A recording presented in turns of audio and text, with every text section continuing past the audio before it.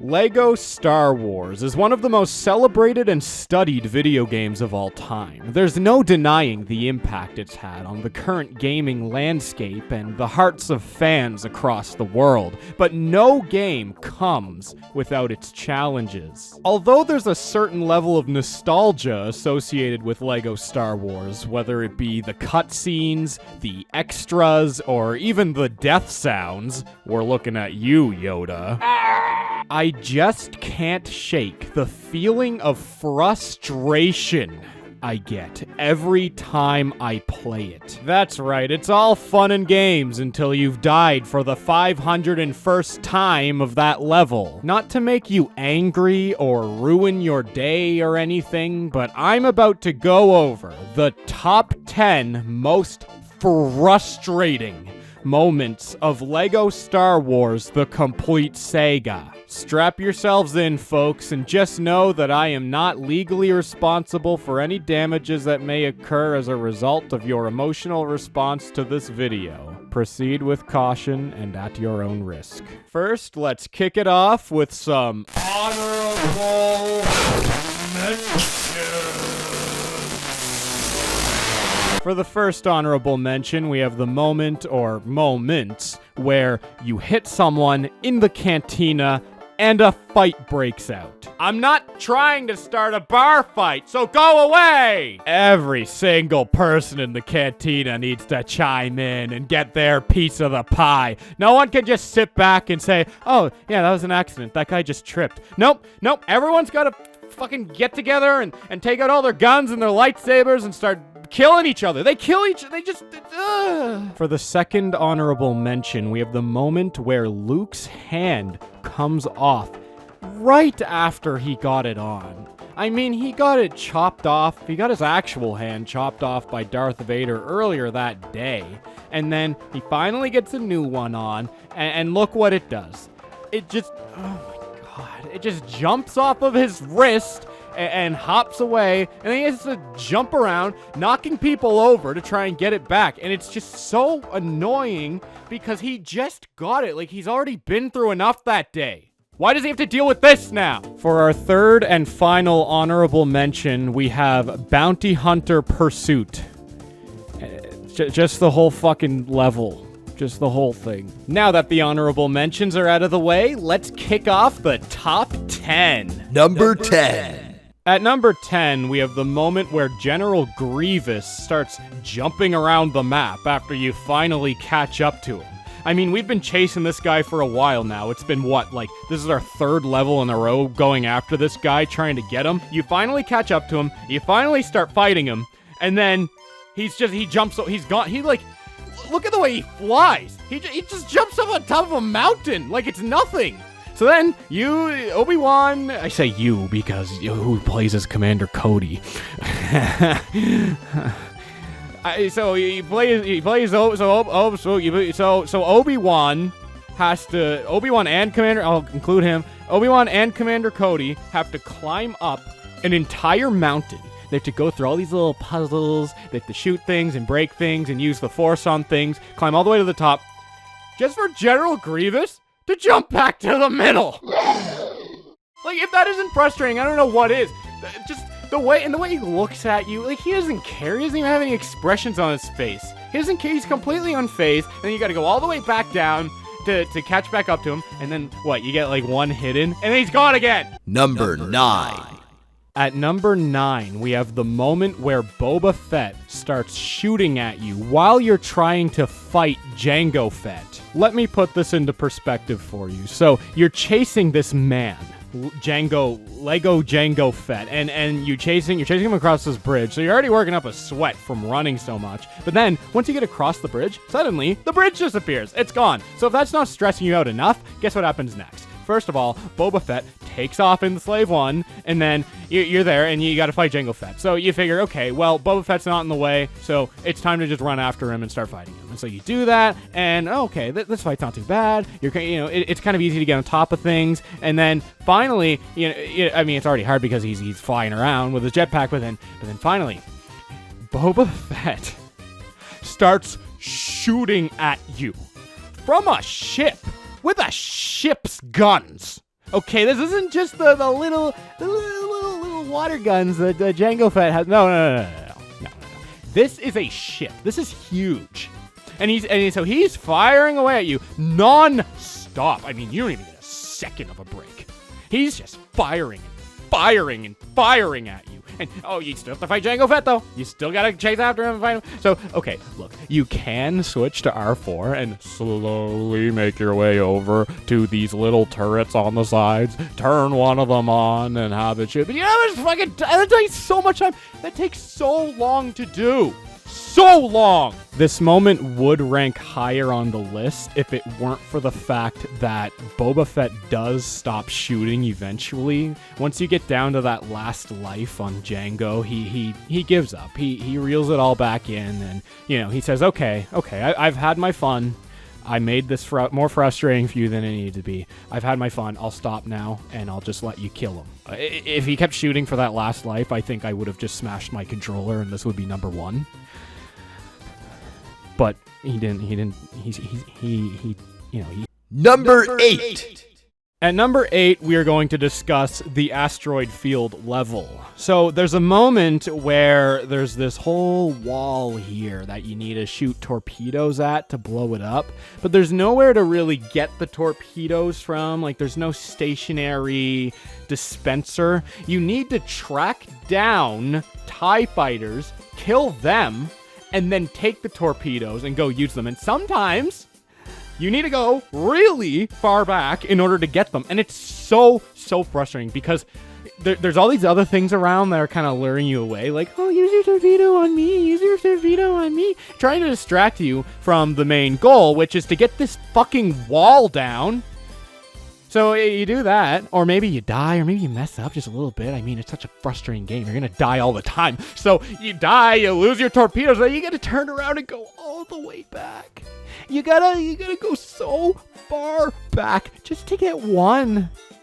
I mean, you could be down to like the last piece that you need to blow up, and you gotta go back so far just to get one. Number 7. At number 7, we have the moment where Chewbacca pulls on this bone hanging from a string on Endor. Now, this happens just after Luke and Leia had finished blowing up an entire Imperial base, killing dozens of stormtroopers and officers, and then they just kind of ran back with no protection, and they have no idea if there's people tracking them right now. So now they're all together, they're reunited, they're happy, and they see this obvious trap, a bone hanging from a string. I mean, it doesn't get more classic than that. Come on now. But Chewbacca sees it, and he goes up, and he sniffs it, and he gets all excited. I don't know why Chewbacca wants a bone so bad. What the hell is he gonna do with that? He's not a dog. He's an intelligent man. What's he gonna do with this bone? Is he gonna hit things with it?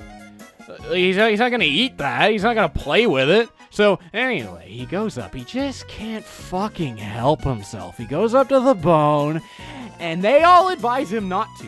He has tons of time to be told off. They all express the fact that they don't want him to fucking pull this bone to trigger this trap. So they all run. They all punch C-3PO in the process. He was probably telling them not to too, but there's no dialogue in the game, so who fucking knows? So then they all go try to stop him. Chewbacca sees this. He sees it. He doesn't give a shit. He doesn't fucking care. He pulls on the bone. He knows it's a trap. God, he's an idiot. So he pulls on the bone. And then, oh, look, it was a trap. Jesus fucking Christ, Chewbacca. God! I don't understand how he can be so reckless. I don't get it. Number 6. At number 6, we have the boss fight with Imperial Spy. Now, you would think this guy's not too hard to take down. I mean, he's only got 4 hearts, and he doesn't even have any weapons. I mean, he doesn't even fight back. The problem is, he runs away. He runs through these little doors, and then he just, like, appears out of another door. So he'll run through one, like, let's say he runs through the bottom right door. He's just gonna appear out of the top left door. I mean, what are you, a Scooby-Doo episode? And on top of that, you have stormtroopers everywhere. They're just falling from the sky, jumping off these cliffs. They're just running after you. You can't just kill Imperial spy. You need to fight through hordes of stormtroopers before you can actually get a single heart out of him. I just want to move on to the next level, Imperial spy. I just want to move on. Oh, no, you can't. He's going through another door. He's going through another door. Number 5. At number 5, we have the moment where Luke Skywalker has to carry Yoda on his back in order to use the Force. This is supposed to be a very exciting time when Luke can finally use the Force on things and he gets a lightsaber, and we're all very proud of him and we're all very excited to play the game using these new abilities. But he can't just do it yet. He has to carry Yoda on his back. You gotta switch to Luke, walk up to Yoda, and then press the button that you press to get inside a vehicle, except it puts Yoda on you, and then that's the only way you can use the Force now. And it's ridiculous. There's so many things that you need to use the Force on in this level, and every single time you can't just do it. You need to have Yoda on your back. Who the fuck made this game? What is this even based on? Why would someone come up with this level design? Number 4. At number 4, we have the part of the pod race level where boulders start rolling off of cliffs and falling right into the track.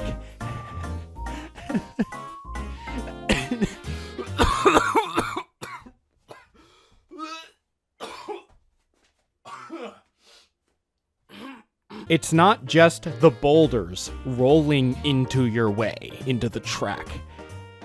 It's the Tusken Raiders. They are all camped up. You can even see their tents. They're all camped up on the hills, and they're aiming at you, and they're shooting at you, while the boulders are rolling around, about to crush you alive. They're shooting at you. It wasn't already hard enough with just the boulders, or it wasn't hard enough with just them shooting. You gotta have both at the same time. How are you even supposed to beat this level? How are you supposed to get past any of this? How are you supposed to move on? I mean, they make it impossible. It's impossible to beat. It's impossible to beat. What were they thinking when they made this level? What were they thinking? Why would they make it like this? Is so difficult. What were they thinking when they made this level? So in the last clip there, I was getting a little frustrated, and I know I started yelling a lot, and I was kind of, I guess I was just really frustrated by that level, and I was kind of slamming my hand on my desk, and then I broke a few things, and well, I think I hurt my hand just a little bit. So I'm going to try to calm down a little bit. For the rest of the video, I'm going to try to stay calm. I know it can be a little disturbing to hear yelling like that. Yoda on your back. For someone to get so angry. Who the fuck made this game? What is this even based on? Why would someone come up with this level design? Number 3. Okay, wow, we're already at number 3. The time just flies by. So for number 3, we have the moment where Luke and Han and Leia and Chewie are attempting to escape from the Death Star, but a lot of stormtroopers show up. Now, this is frustrating because before this happens, you're just chasing this one guy and everything's going fine. I mean, come on, let's be real. We can take one stormtrooper. Am I right? Am I right? But the problem is it kind of leads you on, quite literally leads you to this room where there's about 100 of them just waiting inside to shoot you all at once. Now, this is a lot of enemies to take on at the same time, and this is very frustrating as a player, and I've had my moments. I'm not gonna lie, I've had my moments while playing this level where I got a little... I mean, yeah, I've gotten a little bit frustrated during this level. I won't lie to you. I won't lie to you. I'm not gonna get mad. I'm not gonna get mad. I'm not gonna get mad. I've had my I'm not gonna get mad. I said I'm keeping calm for the rest of this video. You know what? I'm done talking about this one. I think I've said everything I need to say, right? You all understand? Okay, well. Number 2. All right, number 2. We're trucking along here, everyone. So at number 2, we have the moment where you need to, well, I guess it's several moments, really, but the moments where you need to use a ship to grapple a rolling bomb. Now, this appears in Episode 2, Level 5, Gunship Cavalry, and Episode 5, Level 1, Battle on Hoth. Now, these moments are frustrating because you need to grapple the bomb with a grappling hook, and then you need to tow it. And it gets pretty frustrating because usually there's pits around or there's enemies that you're not truly intent on killing that you accidentally bump the bomb into. And then you gotta go all the way back and get a new one. Now, this is especially frustrating in a level like Gunship Cavalry, where it can just roll off the edge of the map very easily. And you gotta collect 4 or 5 of these things just to blow up the pieces to get across the gate. Ooh. And then in the Hoth level, if you take too long to get one of these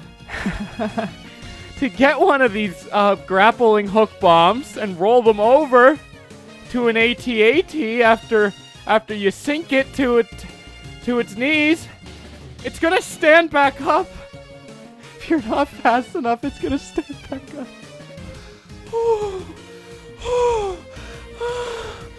Okay. It's gonna stand back up. And then you gotta go all the way back and get it.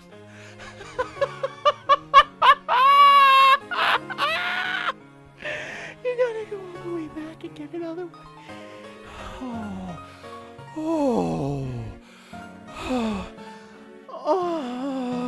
Number 1. Alrighty, folks. Here we are. We're at number 1. We're at the end game now. So, well, this one's gonna be pretty frustrating. I won't lie to you. So, turn off the video now if you don't want your veins to explode, because I'm about to remind you of a time they probably did. So, for number 1, we are talking about Episode 3, Level 6, Darth Vader. Now, this one takes place on the planet Mustafar with all the lava. And in this level, you're thrown into probably the most stressful situation a person can ever possibly encounter. I mean, volcanoes are erupting around you. The ground is sinking into lava. You have to face the most unbelievable bullshit of your entire gamer life. You have to first partake in parkour. You have to jump over pits of lava, only to get screen dragged into it by your stupid fucking piece of shit friend who has no idea how to fucking play a video game or even fucking breathe. Fuck! I'm sorry. I'm gonna stay calm. Then you have to pick up a bunch of pillars and before the timer runs out. Right? You can't just pick up. It's not stressful enough that you have to pick up pillars. You have to pick up pillars. No, you have a timer. You have a time limit. If you aren't the fastest fucking human being alive on this planet, the timer runs out. You fucking die. I guarantee. I guarantee the developers didn't even manage to complete this level themselves before deciding, yep, this is totally ready to release into the world. Not a single person is going to smash their fucking GameCube into a million pieces all over the floor. No way in heck. Fuck you. Jesus. I'm sorry. I need to calm down. Again, I'm sorry. I'm calming down. I'm calming down for the rest of this video.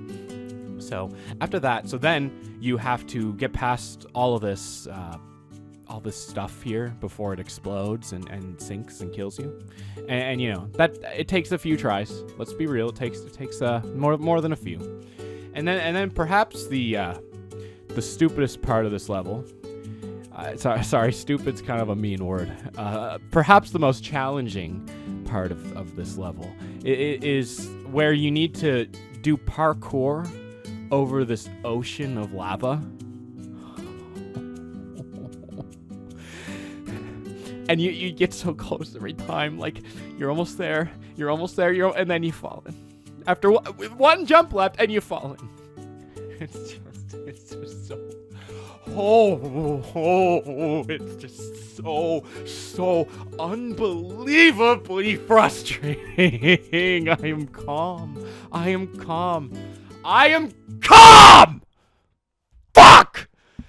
I'm calm. I'm relaxed. Okay, so you get past that part.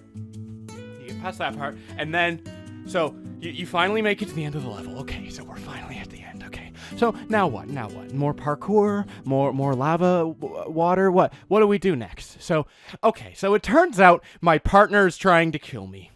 After all we've been through, my partner wants to fucking kill me. So now you need to carry the emotional weight of murdering your stupid fucking friend in order to complete the goddamn level. So what? So you like to play as Anakin? Do you like to play? Comment below. Do you like to play as Anakin or Obi-Wan? Who do you like to play as? Because if you like to play as Anakin, if he's your favorite little guy in the whole wide little world, well, guess what? No matter how good you do in the fight, if you are playing as Anakin, you die in the cutscene. No matter how good you do, you could have all of your lives left, and your stupid friend playing as Obi-Wan Kenobi loses all of their lives and falls in the lava and fucking dies no matter what. You die in the cutscene.